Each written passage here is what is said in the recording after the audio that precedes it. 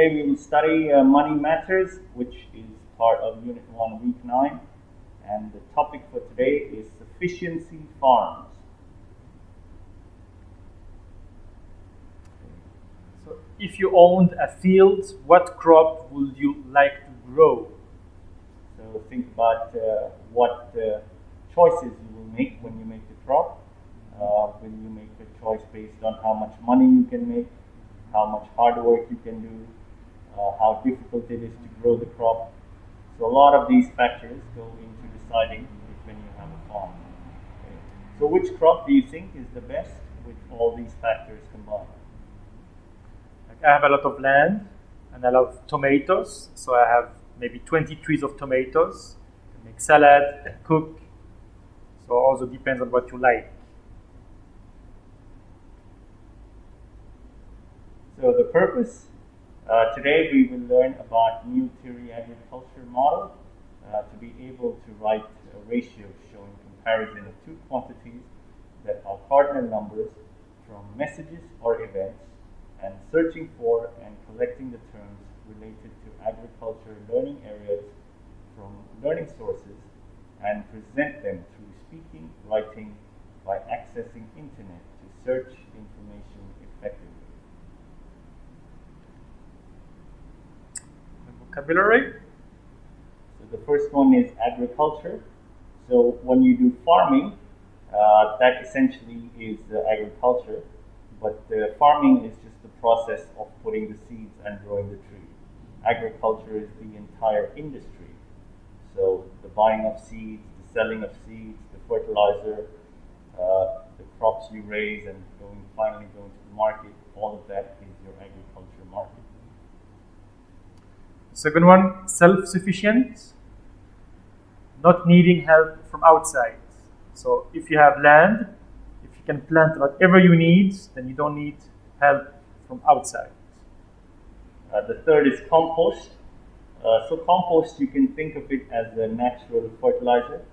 So when you, let's say you make tea at home, or you make eggs at home, and when you take all of that and you put it in you dig a hole and you put all those raw materials in the hole, it eventually becomes a fertilizer.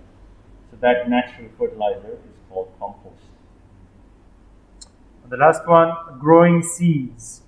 So imagine you finished your tomato or cucumber, then you take the seeds, then you plant them, then it's growing seeds. Then you have, again, a new tree for tomato.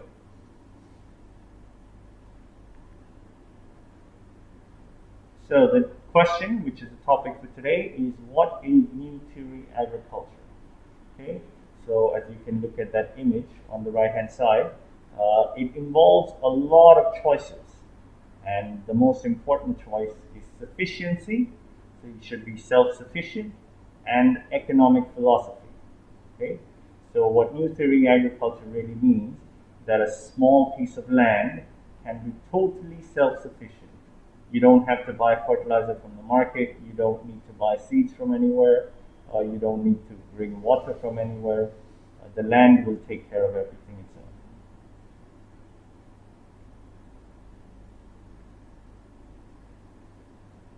So your farmland division for optimum benefits. So what they do is you take the land and you divide it into 4 parts. You divide it into 4 parts, and the ratio is 30%, 30%, 30%, and finally 10%. Okay? So now it is also important what number you put to what.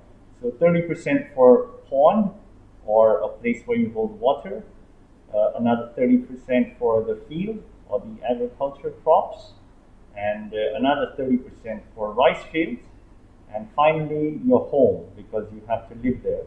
So, but that home should not be more than 10%. Okay, if you build a big home of 30% and you have no water, then it is not self-sufficient.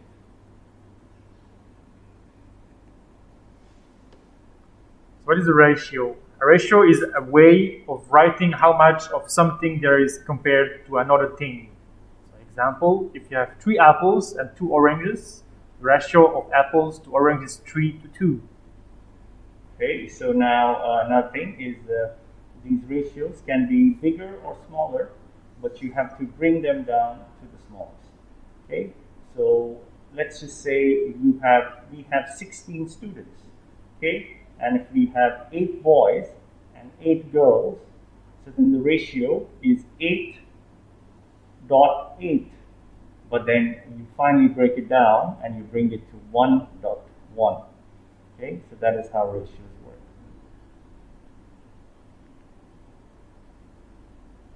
So just the same in Thai language. 30, home, 30, and 30. Okay, so this is optimum use of making your formula.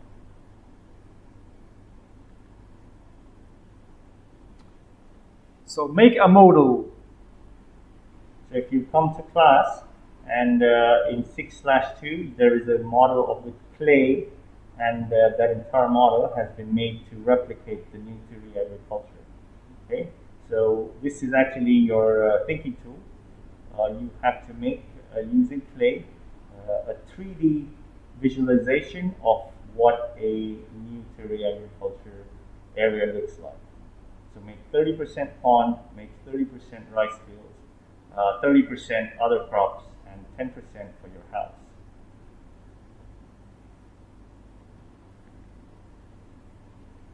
Okay, so this is just to give you an idea.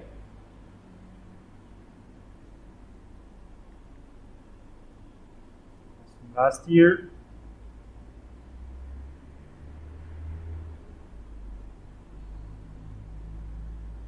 Okay, so this is what you have to do.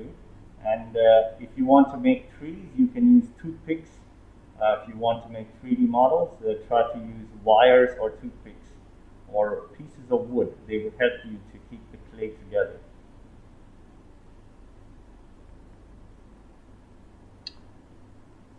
Then take pictures of them and then make a video to present the work. Like always, write the vocabulary in English and try to find the meaning in Thai on your notebook. And your thinking tool for this time is to make a clay model of the new theory agriculture model. Okay? So that's all for this week, and we'll see you guys in the next video. Take care. Bye-bye.